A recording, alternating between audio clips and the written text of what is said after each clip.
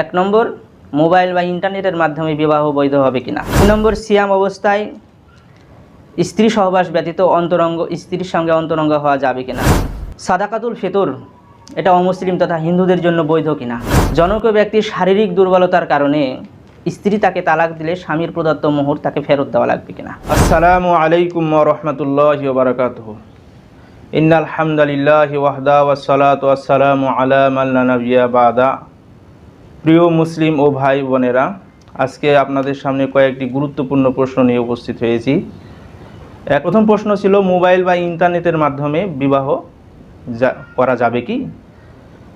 Mobile বা ইন্টারনেটের মাধ্যমে যদি প্রতারণা থেকে নিরাপদ হওয়া যায়, যেমন এখন ধরেন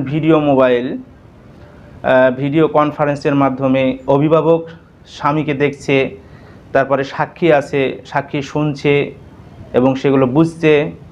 যদি এইরকম হয়, এক কথায় প্রতারণা থেকে যদি বাঁচা যায়, তাহলে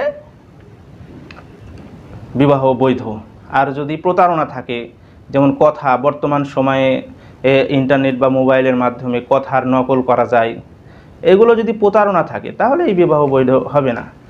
এক কথায় চূড়ান্ত নিরাপত্তার সাথে বিবাহ ইন্টারনেট বা মোবাইলে বৈধ আছে ইনশাআল্লাহ।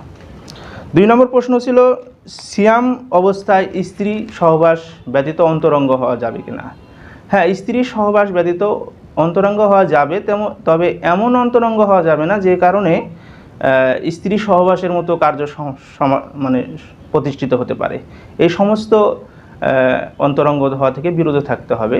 তবে স্ত্রী সহবাস ব্যতীত স্ত্রীর সাথে অন্য কিছু উঠা বসা করা যাবে। তবে এই কারণে যদি ছেলের মুজি বের হয়, তাহলে তার অজু ভঙ্গ হবে, সিয়াম ভঙ্গ হবে না। আরেকটি প্রশ্ন ছিল, আরেক ভাই জানতে চেয়েছেন, সাদাকাতুল ফিতরা এটা অমুসলিম বা হিন্দুদের জন্য বৈধ কিনা। হ্যাঁ, সাদাকাতুল ফিতরা সেটা বলেন, অথবা ফরজ সাদাকা, জাকাত, অসুর, এগুলো মুসলিমদের জন্য। এখন এটা যদি নিশ্চিত হওয়া যায় যে কোনো অমুসলিম মুসলিম হতে চায়, বিশেষ কোনো ব্যক্তি তাদের ইসলাম গ্রহণ করতে চায়, তবে তাকে সাদাকা অংশ বা জাকাতের অংশ, সাদাকাতুল ফিতর দেওয়া যেতে পারে। আরেক ভাই জানতে চেয়েছেন যে, জনৈক ব্যক্তির শারীরিক দুর্বলতার কারণে স্ত্রী তাকে তালাক দিলে স্বামীর প্রদত্ত মোহর ফেরত দেওয়া লাগবে কিনা। এই ক্ষেত্রে স্বামী যদি দুর্বল হয়, স্ত্রী যদি তাকে তালাক দেয়, তাহলে তাকে স্ত্রীকে স্বামীর প্রদত্ত মোহর ফেরত দিতে হবে। যেহেতু এটা খোলা তালাক, স্ত্রী স্বামীর কাছ থেকে তালাক চেয়ে নিচ্ছে, তাহলে স্ত্রী তার স্বামীর প্রদত্ত মোহরটুকু ফেরত দিবে। এটা বুখারীতে 5273 নম্বর হাদিস, মিশকাতেও হাদিসটি আছে।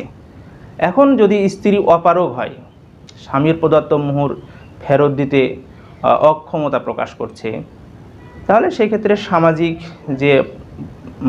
সামাজিক বিশেষ গুরুত্বপূর্ণ ব্যক্তি রয়েছে, তাদেরকে নিয়ে বসে একটা সমাধান করে নেবে, তাহলে ঠিক হয়ে যাবে ইনশাআল্লাহ। তো আশা করি আমরা এই যে আজকে 4টি প্রশ্ন ছিল, এই প্রশ্নের উত্তরগুলো পেয়েছি, ইনশাআল্লাহ আমাদের সবারই উপকার দেবে। আসসালামু আলাইকুম ওয়া রাহমাতুল্লাহি ওয়া বারাকাতুহু।